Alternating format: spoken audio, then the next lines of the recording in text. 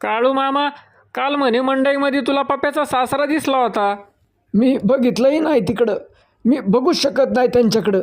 तुला काय पप्प्याच्या सासऱ्यात अक्षय खन्ना दिसला काय? एक वेळ अक्षय खन्ना दिसला असता तर त्याच्याशी बोलायला गेलो असतो.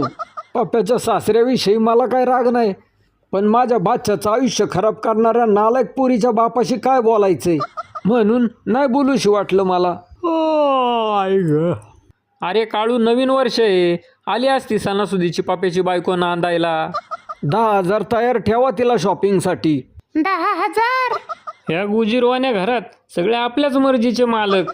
बरं ते जाऊ द्या, डिरीव जाऊन चक्का घेऊन या. तायडीला पुऱ्या करायला सांगतो.